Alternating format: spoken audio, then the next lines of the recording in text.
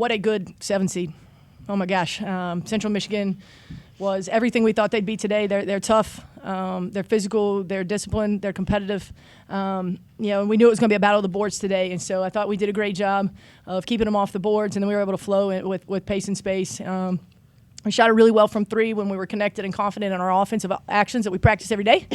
And these two were a huge reason that we're still here tomorrow. Questions for our student athletes? I guess just both of you. The defensive intensity in the third quarter and the second half seemed to kind of ratchet up some. Just curious what the message was at halftime. We need to start games better. That's the intensity we have to have all game for 40 minutes. And I think for me personally, I mean, Sammy would probably agree, I'm not ready to be done playing in a Toledo uniform. No, I would agree. And I think as for the message at halftime, it was just like our defense will lead to our offense, and that leads to our transition and all those runouts we can get. So it was just really important to get those stops and then grab those rebounds so we could flow. Sammy, there in the third quarter, you guys were down 10. You and I believe it was you and Faith scored 11 straight to give you guys the lead. Did you kind of start feeling it snowball there at that point when the offense started getting going? Definitely. It was a nice little shift in momentum. Just knocking down those open shots and just taking those open shots. Coach has been getting on me to shoot the ball, so I just had to, finally shoot it. But no, I definitely felt a nice little shift. Nate, how comfortable from the three-point line were you today, and how big, I guess, were those moments when you made those shots? They were huge. I think it's an adjustment, right? Once you see one go in, you're like, okay, playing in a different arena. But once you see it go in, I was like, well, keep shooting it. And, I mean, they were huge. They were huge for our team. A 3 always gets the crowd going, and when we get the crowd behind us, we're a very good team. We've had Jess Cook starting at the 5. Except for injuries, we've been pretty consistent with our lineup. And so I want to give her a shout out for her maturity and knowing that this was the right move for the team today. We knew that Darrington was going to be a handful on the boards, and I thought we did a great job by committee of limiting her to 3. But having Nan out there, getting Darrington playing defensively on the perimeter and being a threat to open up, the paint for our drivers, I thought was really instrumental. For either of you guys, I think a lot of times when teams come to an NBA arena, the shooting percentages, especially from 3, go down. You guys did the exact opposite today. You're a 32% shooting team. You guys shot 56 from 3. Was there just a comfortability on the floor, or was it just a good feel? I would just say a good feel. We're just doing the same thing, shooting the ball. Yeah. It was just going in, and we would like to keep it that way. Yeah, I would agree. It's definitely a feel, but I think it's taking good shots. Us taking good shots within our offense, that's what, when you take a good shot, higher percentage of going in. You guys have been great in the third quarter all season. Now that you've played 30 games or whatever, why do you think that is? Why do you have the ability to play so well after halftime, but not necessarily come out at the beginning of the game so hot? Yes, why? No, just kidding. I guess I don't have a specific answer other than we see how they're playing, and then we just make adjustments at halftime. And I think we talk about it and how however we're playing is not how we normally play or we can play. Obviously we would like to not do that, but here we are.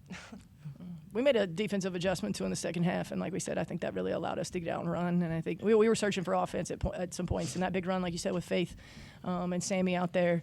We wanted our attackers to get downhill, and we had shooters around them. And so, again, credit Central. They made us go into our 4th, 5th look for what we were going to try to do to generate offense, but effective down the stretch there. Jenny, congratulations on the win. How important was it to set the tone for how this week's going to go in Cleveland? It's important that we understand that we can, and that it's going to be hard. I've been in 4 conference tournament championships in 23 years. That's how hard it is, and I've been a part of some really good programs and great teams, and so it's hard. And so, setting the tone, I think getting the jitters out a little bit, and making sure that we stay confident and connected was really huge today. Similar question. You lost this exact game last year, the 2-7 game. Does it I don't know, that experience, did you like draw anything from it this week? Do you learn just how like fragile like the season is in these one bid leagues when everything's on the line? Absolutely. Everybody's urgent this time of year. Everybody's hungry this time of year. And so we knew that we needed to be prepared. We knew they were going to be prepared. We needed to be ready to counter and execute.